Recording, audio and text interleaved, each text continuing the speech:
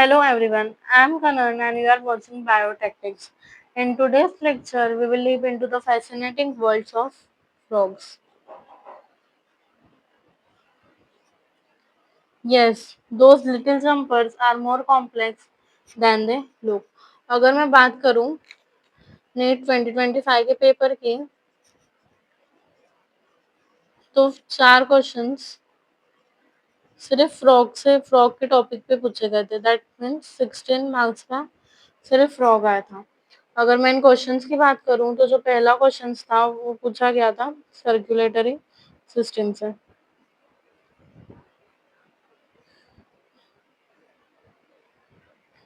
और एक क्वेश्चन था जो रीनल पोर्टल सिस्टम से पूछा गया था। सेकंड क्वेश्चन पूछा गया था फ्रॉग की रेस्पिरेटरी सिस्टम से। और जो थर्ड क्वेश्चन था वो पूछा गया था सेक्सुअल डायमॉर्फिज्म से। इसलिए अगर मैं बात करूं फ्रॉग की तो ये नीट का बहुत फेवरेट टॉपिक है, तो इसको ध्यान से समझना। अब चलो हम फ्रॉग के जनरल इंट्रोडक्शन की बात करते हैं। तो देखो, अगर मैं बात करूं कि फ्रॉग कौन से किंगडम को बिलोंग करता है तो फ्रॉग आता है किंगडम एनिमलिया में। अगर उसके फाइलम की बात की जाए तो फ्रॉग कॉर्डेट्स में आता है। कुछ लोग यहाँ पे वर्टिब्रेट्स बोलेंगे, नहीं, वर्टिब्रेट्स उसका फाइलम नहीं है, सब फाइलम है। So it belongs to subphylum Vertebrata. फिर अगर फ्रॉग फ्रॉग की क्लास की बात की जाए तो वो आता है क्लास एम्फीबिया में।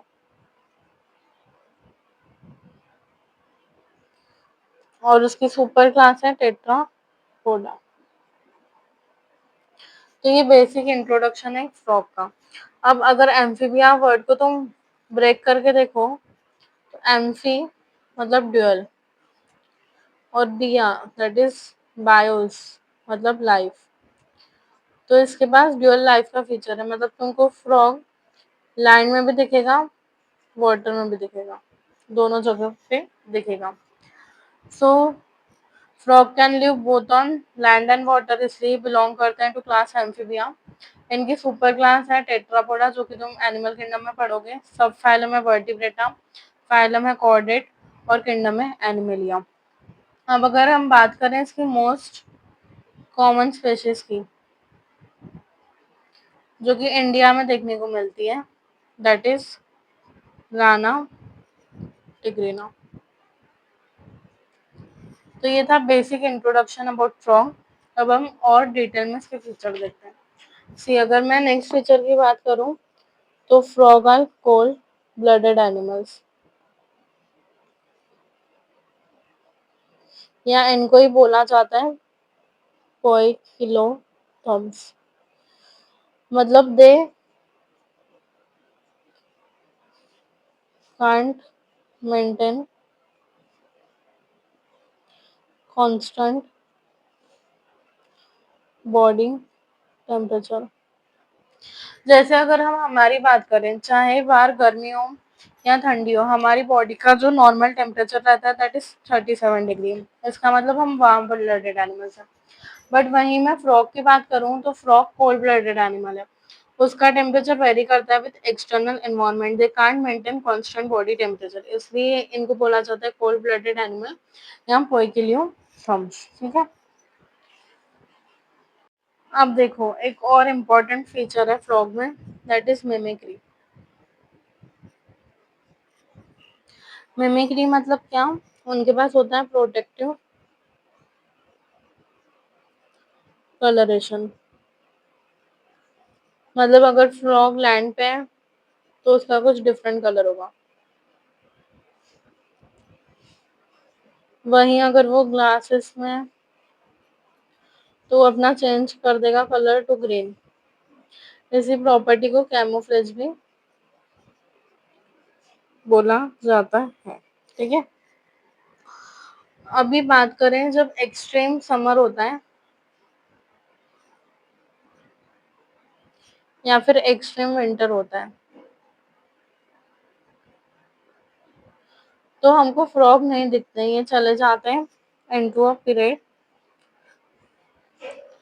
एक्सट्रीम समर के टाइम पे वो समर स्लिप में चले जाते हैं, जिसको हम बोला जाता है एस्टिवेशन। और वहीं हम बात करें एक्सट्रीम विंटर की, तो विंटर स्लिप को बोला जाता है हाइबरनेशन। ठीक है। During this period they take shelter in deep burrows to protect them from extreme heat and extreme cold. So this was basic introduction about frog. अब हम लोग देखते हैं फ्रॉग की मॉर्फोलॉजी, जिसमें से नीट 2025 में क्वेश्चन पूछा हुआ है, तो ध्यान से समझना। तो चलो अब हम लोग समझते हैं फ्रॉग की मॉर्फोलॉजी को। अगर मैं बात करूं फ्रॉग की स्किन की, तो इसकी स्किन स्मूथ रहती है और एकदम स्लिपरी रहती है। अगर तुमने कभी फ्रॉग को टच किया होगा तो तुम्हें पता चलेगा कि इसकी स्किन बहुत स्लिपरी रहती है। क्यों? क्योंकि उस पर प्रेजेंट रहता है म्यूकस, इसी वजह से उसकी स्किन स्लिपरी होती है। अब अगर कलर की बात की जाए, तो अगर तुम फ्रॉक का डॉर्सल साइड देखोगे, मतलब पीछे का हिस्सा देखोगे, तो उसका कलर रहता है olive green with dark irregular spots. ठीक है। और वहीं पे अगर तुम उसका वेंट्रल साइड देखोगे, तो वो रहता है pale yellow, uniformly pale yellow रहता है। फिर अब हम उसकी बॉडी की बात करें, तो उसकी बॉडी डिवाइडेड इनटू हेड और ट्रंक। और फ्रॉग में हमको नेक और टेल दिखने को नहीं मिलता, मतलब वो अब्सेंट रहता है। ठीक है। अब आगे और देखते हैं। देखो फ्रॉग की आइज की बात की जाए, तो दे आर बल्ज और कवर्ड रहती है बाय नेक्टेटिंग मेम्ब्रेन, जो कि हेल्प करता है उसको, प्रोटेक्ट करता है आइज को इन वाटर। उसके बाद एक टिम्पैनम प्रेजेंट रहता है on either side of height, जो कि साउंड्स को रिसीव करता है। देन अगर हम बात करें माउथ की, तो माउथ के ऊपर हमको नॉस्ट्रल्स भी देखने को मिलते हैं। ठीक है। उसके बाद फोर लिम्स और hind limbs. Four limbs and करते हैं 4 डिजिट्स और हाइंड लिम एंड करते हैं 5 डिजिट्स। जो हाइंड लिम रहते हैं वो ज़्यादा लार्जर और मस्कुलर रहते हैं। अगर इन दोनों की बात की जाए, तो ये हेल्प करते हैं स्विमिंग मतलब तैरना, लीपिंग मतलब ऊंची ऊंची छलांगे मारना, बरोइंग मतलब किसी में बरो जाना मतलब किसी में चुप जाना, और वॉकिंग। ठीक है। अब हम बात करते हैं सेक्सुअल डायमॉर्फिज्म की फीचर की, जिसमें से क्वेश्चन पूछा था। सबसे पहले तो फ्रॉग के पास होता है सेक्सुअल डायमॉर्फिज्म, मतलब मेल फ्रॉग और फीमेल फ्रॉग को डिस्टिंग्विश किया जा सकता है।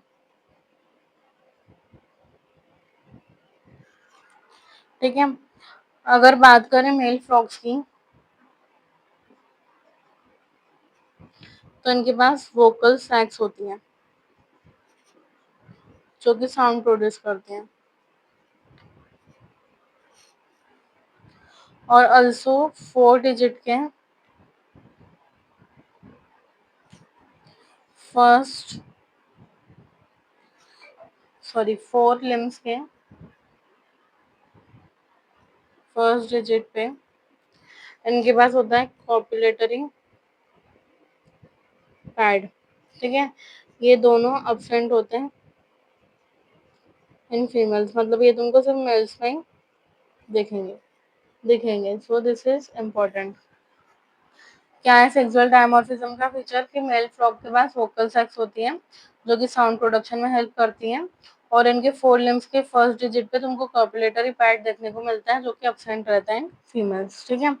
So this was all about the morphology of frog. अब हम आगे पढ़ेंगे इसकी एनाटॉमी। देखो अब हम लोग देखेंगे एनाटॉमी ऑफ फ्रॉग। अगर मैं बात करूँ एनाटॉमी की, तो हम देखेंगे कि फ्रॉग में बहुत सारी डिफरेंट डिफरेंट सिस्टम्स देखी जाती हैं, जैसे circulatory system, digestive system, excretory system, nervous system, endocrine system, ऐसी बहुत सारी सिस्टम्स हमको देखने के लिए मिलती है। पिछले साल नीट में इसमें से 3 क्वेश्चन आए थे। ठीक है। इसी साल 2025 में 3 क्वेश्चन पूछे गए थे, इसलिए इसको ध्यान से समझना। सबसे पहले हम लोग देखेंगे डाइजेस्टिव सिस्टम ऑफ फ्रॉग। देखो फ्रॉग एक कार्निवोर है। क्या है वो? कार्निवोर। इसलिए इसकी जो इंटेस्टाइन की साइज रहती है, लेंथ जो रहती है इंटेस्टाइन की, length of intestine is reduced. Digestive system में पहला आता है एलिमेंट्री कैनाल। तो फ्रॉग में ये शॉर्ट देखने को मिलता है। क्यों? क्योंकि फ्रॉग एक कार्निवोर है, इसलिए शॉर्ट होता है। और दूसरा हमको देखने को मिलती है डाइजेस्टिव ग्लैंड्स। कौन सी डाइजेस्टिव ग्लैंड्स? जैसे सबसे पहले लिवर, जो कि सीक्रेट करती है बाइल जूस। जब फर्दर डाइजेशन होती है तो ये बाइल फैट्स को एमल्सिफाई करता है, मतलब उनका ब्रेक डाउन करता है, एमल्सिफाई फैट्स, ठीक है। और ये बाइल स्टोर किस में होता है? It is stored in gall bladder. सबसे पहले फ्रॉग का जो एलिमेंट्री कैनाल रहता है वो शॉर्ट रहता है, क्योंकि फ्रॉग एक कार्निवोर है, इसलिए जो इंटेस्टाइन की लेंथ रहती है वो रिड्यूस रहती है। एलिमेंट्री कैनाल के साथ हमको डाइजेस्टिव ग्लैंड्स भी देखने के लिए मिलती है। जो पहली है वो है लिवर, जो कि सीक्रेट करती है बाइल जूस और जो स्टोर्ड होता है इन गॉल ब्लैडर। और बाइल जूस फैट्स का ब्रेक डाउन करता है, उसको एमल्सिफाई करता है, ठीक है। अब आगे देखो कि डाइजेशन होती कैसे है, ठीक है। इस वाले साइड पे मैं तुमको डाइजेशन समझाऊंगी और यहाँ पे हम उसका फ्लो चार्ट लिखते रहेंगे। सबसे पहले तो जो फूड होता है वो हम माउथ से, मतलब वो फ्रॉग माउथ से खाता है, ठीक है। माउथ के बाद वो जाता है बकल कैविटी में। बकल कैविटी के बाद वो फेरिंग्स से होते हुए इसोफेगस में जाता है, ठीक है, जो कि एक नैरो ट्यूब है। उसके बाद फाइनली हमारा जो फूड है, मतलब जो फ्रॉग फूड खाता है, वो स्टमक में पहुंच जाता है। और जो डाइजेशन होती है वो स्टार्ट होती है इन स्टमक। कहाँ पे शुरू होती है डाइजेशन? फ्रॉग की बॉडी में, स्टमक में, ठीक है। जो फूड होता है, food is captured, frog captured करता है फूड को किसके थ्रू? बाय बायलोप टंग, ठीक है। बायलोप टंग की हेल्प से वो फूड को कैप्चर करता है। फिर food mouth, buccal cavity, pharynx, oesophagus में पहुंचता है। इसोफेगस के बाद वो स्टमक में पहुंचता है, जहाँ पे डाइजेशन चालू होती है। और डाइजेशन किसकी हेल्प से होती है? जो वॉल्स रहती हैं, वॉल्स ऑफ स्टमक, ये सीक्रेट करती हैं HCl और प्लस कुछ डाइजेस्टिव जूसेस, जिसकी वजह से फूड डाइजेस्ट होता है।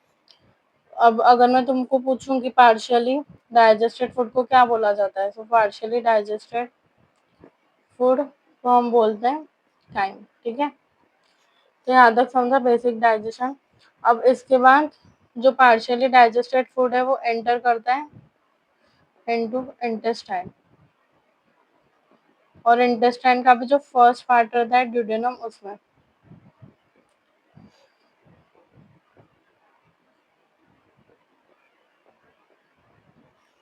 ठीक है। अब यहाँ पे ड्यूडेनम में बाइल आता है और पैनक्रियाटिक जूस आता है।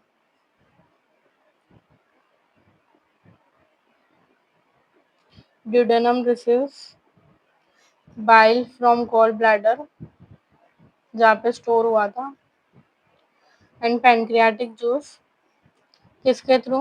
थ्रू कॉमन बाइल डक्ट, ठीक है। ये दोनों आते हैं और फर्दर डाइजेशन होती है, ठीक है। जो अनडाइजेस्टेड फूड होता है, यहाँ पे डाइजेशन हो जाती है, डाइजेशन इज कंप्लीटेड। फिर जो अनडाइजेस्टेड फूड होता है वो रेक्टम से क्लोका में पहुंच जाता है and is excreted through cloaca, मतलब इंटेस्टाइन से फिर वो जाएगा रेक्टम और रेक्टम से क्लोका। समझा तुमको? Food is captured by bilobed tongue, mouth से बकल कैविटी, फिर जाता है इसोफेगस में थ्रू फेरिंग्स, स्टमक में डाइजेशन स्टार्ट होती है। फिर पार्शियली डाइजेस्टेड फूड को काइम बोला जाता है। यहाँ पे स्टमक की जो वॉल रहती है वो सीक्रेट करती है कुछ एंजाइम्स और HCl, जिससे डाइजेशन चालू होती है। उसके बाद जो पार्शियली डाइजेस्टेड फूड है वो एंटर करता है इनटू इंटेस्टाइन। इंटेस्टाइन में का जो फर्स्ट पार्ट है ड्यूडेनम, वो रिसीव करता है बाइल फ्रॉम गॉल ब्लैडर और pancreatic juice through common boiled duct. फिर यहाँ पे डाइजेशन कंप्लीट हो जाती है। जो अनडाइजेस्टेड फूड रहता है वो रेक्टम से होते हुए क्लोका में जाता है और it's excreted out from the body. So this was all about digestion of frog. समझा? तो ये थी पूरी डाइजेस्टिव सिस्टम। अब हम नेक्स्ट पढ़ेंगे एक्सक्रीटरी सिस्टम ऑफ फ्रॉग। बात करें सेकंड सिस्टम की, जो कि एक्सक्रीटरी सिस्टम, तो फ्रॉग की एक्सक्रीटरी सिस्टम वेल डेवलप्ड होती है। इसमें तुमको कौन कौन से पार्ट्स दिखते हैं उनकी बात करते हैं। पहले तो तुम्हें किडनीज दिखती हैं दो, जो कि पोस्टेरियरली प्रेजेंट होती हैं। उसके बाद तुमको दो यूरेटर्स दिखते हैं जो कि इमर्ज करते हैं out from kidney, two ureters. एक यूरिनरी ब्लैडर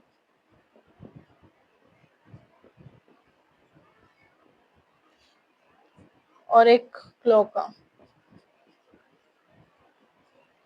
ठीक है। ये जो यूरिनरी ब्लैडर रहता है ये रहता है ventral to rectum and opens out in cloaca. Males में जो यूरेटर्स रहते हैं act like urinogenital duct. मतलब इसमें से यूरिया भी बाहर निकलता है और स्पम्स भी, क्योंकि फ्रॉग यूरिया एक्सक्रीट करते हैं, दिस आर यूरियोटेलिक। ठीक है। So this was all about the excretory system. Well develop रहती है। किडनीज दिखती है हमको, दो यूरेटर्स जो किडनी से इमर्ज करते हैं, यूरिनरी ब्लैडर जो कि रेक्टम के वेंट्रल साइड पे प्रेजेंट होता है and opens out in cloaca. Cloaca से एक्सक्रीटरी सिस्टम और स्पम्स निकलते हैं इन मेल्स। मेल्स में जो यूरेटर रहता है वो एक्ट करता है यूरिनोजेनाइटल डक्ट, मतलब उसमें से एक्सक्रीटरी वेस्ट और स्पर्म्स दोनों निकलते हैं। और क्योंकि फ्रॉग यूरिया एक्सक्रीट करते हैं इसलिए वो है यूरियोटेलिक। अब हम लोग पढ़ेंगे next system, that is respiratory system. अगर मैं बात करूँ रेस्पिरेटरी सिस्टम की, तो इसमें से नीट 2025 में क्वेश्चन पूछा हुआ था कि फ्रॉग स्किन पे रेस्पायर करता है इसके थ्रू, लैंड पे इसके थ्रू। तो कौन सा स्टेटमेंट करेक्ट है, कौन सी गलत है? तो सबसे पहले अगर मैं बात करूं वाटर में, इन वाटर, तो फ्रॉग रेस्पायर करता है थ्रू स्किन। और ऐसे टाइप के रेस्पिरेशन को बोला जाता है क्यूटेनियस रेस्पिरेशन। ठीक है। वहीं पे अगर मैं बात करूं लैंड पे, तो फ्रॉग रेस्पायर करता है थ्रू बकल कैविटी, लंग्स और स्किन से भी कर सकता है। ठीक है। ये थ्री वेज है। जब hibernation that is winter sleep और summer sleep that is aestivation, इसके थ्रू भी, मतलब जब frog in aestivated, sorry in suspended stage में रहता है तो वो रेस्पायर करता है थ्रू स्किन। ठीक है। So this was all about the respiratory system, कि वो बहुत टाइप से रेस्पायर करता है। अगर स्किन के थ्रू कर रहा है इन वाटर तो वो है क्यूटेनियस रेस्पिरेशन।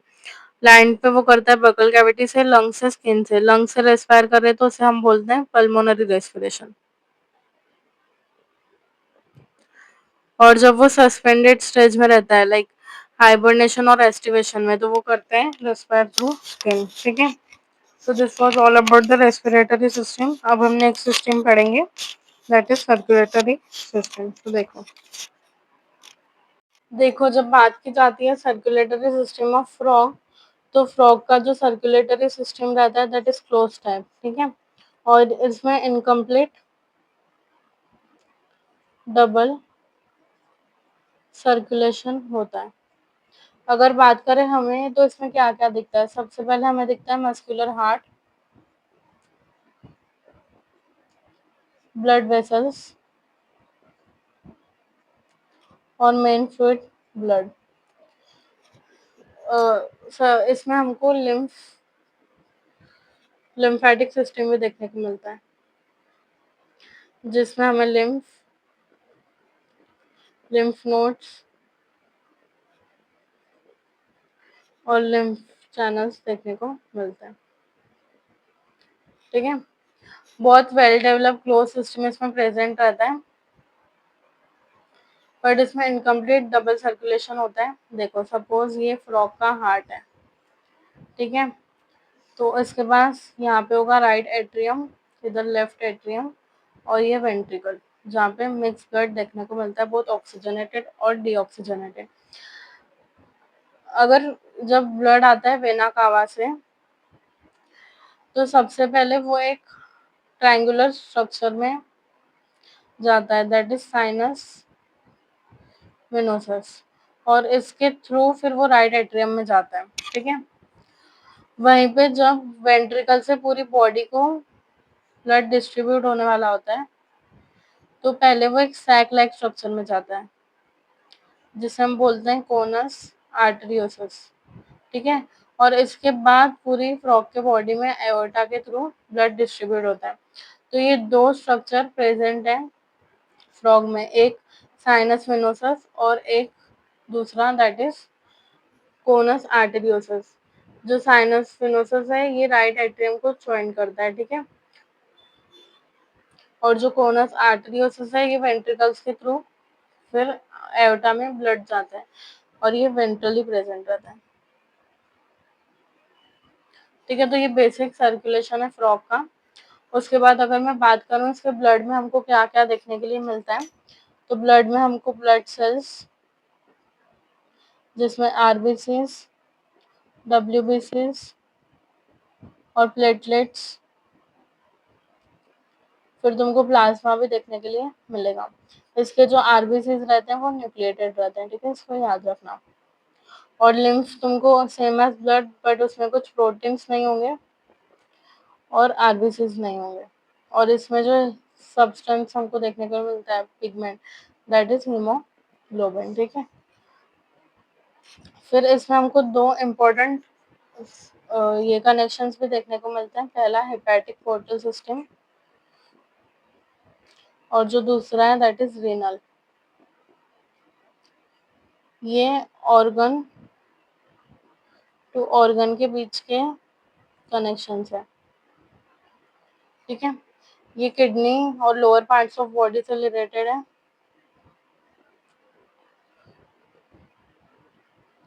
और ये लिवर और इंटेस्टाइन से कनेक्टेड है। ठीक है, इसका नाम पड़ता है सेकंड ऑर्गन से, मतलब जहाँ पे वो लेके जाएगा, ये लोअर पार्ट से किडनी की तरफ लेके जाएगा, तो किडनी सेकंड ऑर्गन है, इसलिए इसका नाम है रीनल पोर्टल सिस्टम। ठीक है, so this was about the circulatory system of frog. तुम इसकी एनसीईआरटी पढ़ोगे तो तुमको each and every line clear होगी। ठीक है, अब हम लोग पढ़ेंगे next, that is reproductive system of frog. देखो अगर मैं बात करूँ रिप्रोडक्टिव सिस्टम की, तो ये वेल ऑर्गेनाइज्ड होती है इन फ्रॉग्स।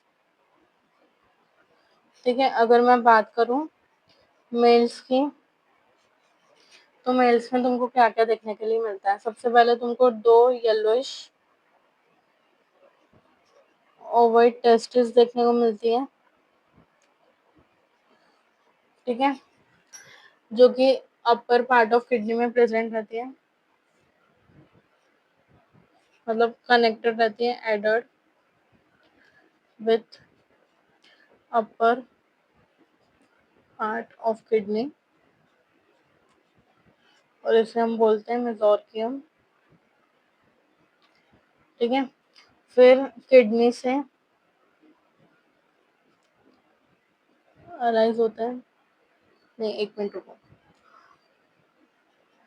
10 to 12 वासा एफ्रंजिया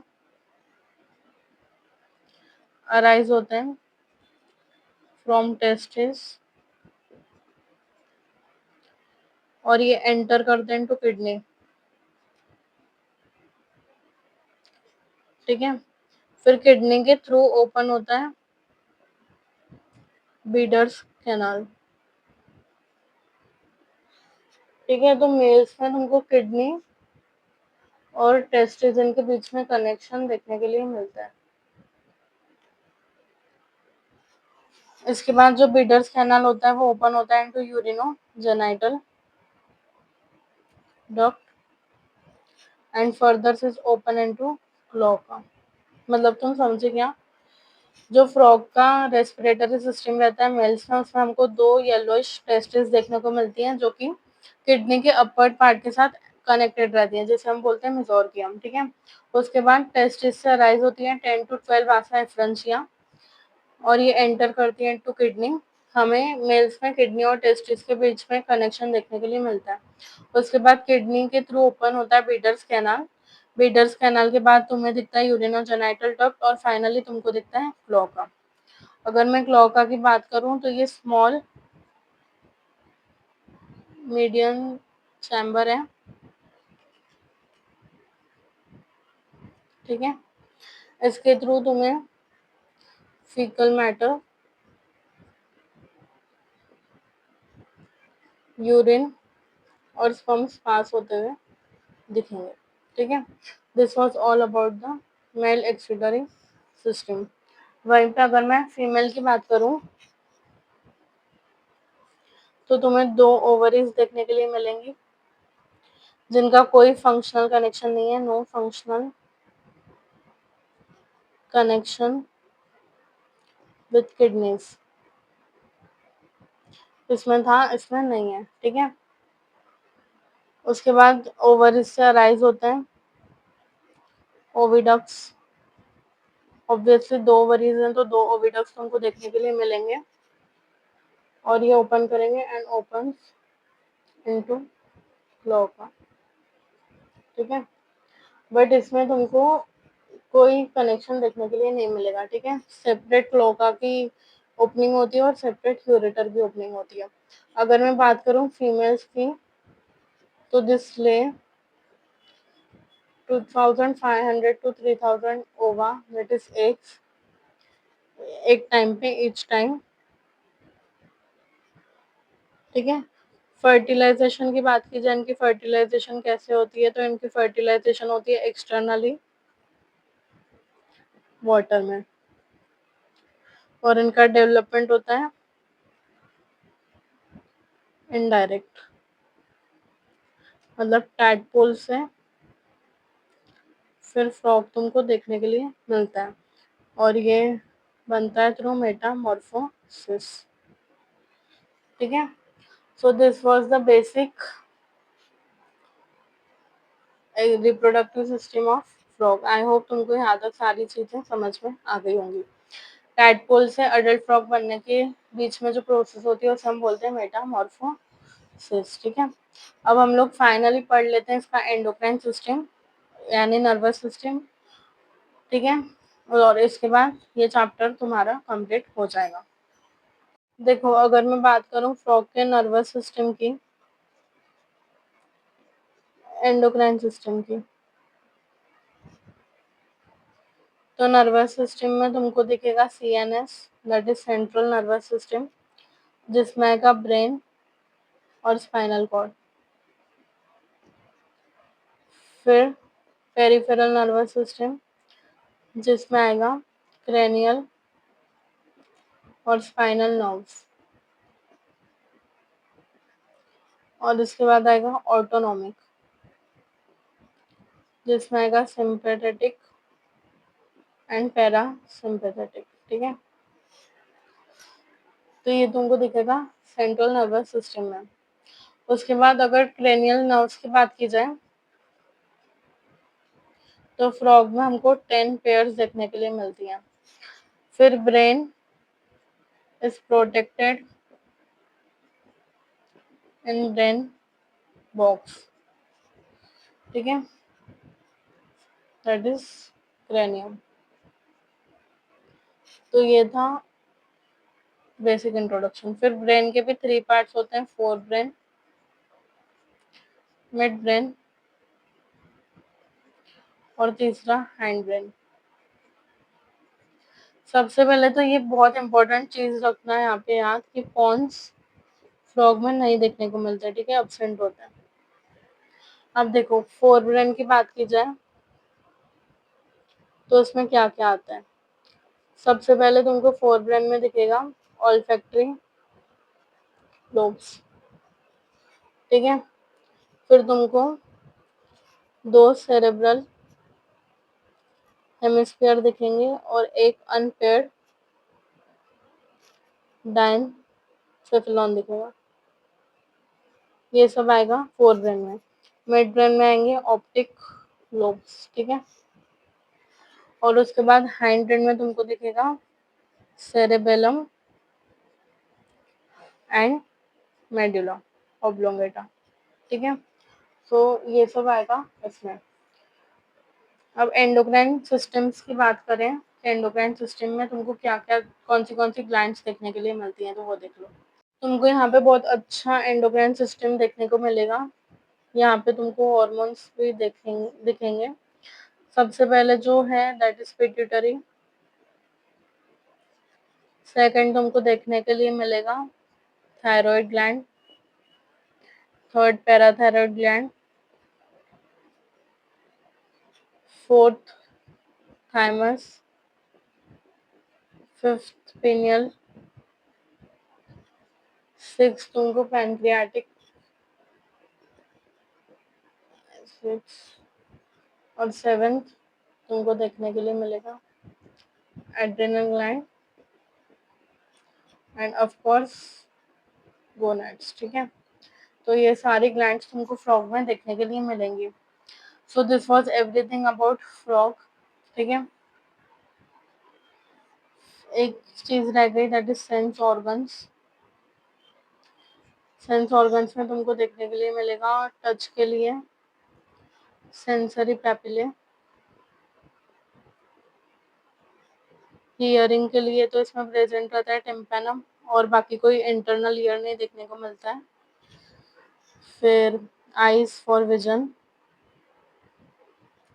स्मेल के लिए तुमको देखने के लिए मिलेगा नेसल एपिथेलियम, ठीक है।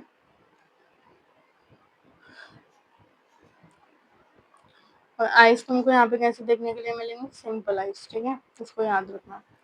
So this was each and everything about frog. यहाँ पे हमारा ये चैप्टर कंप्लीट होता है। Thank you so much for watching this lecture.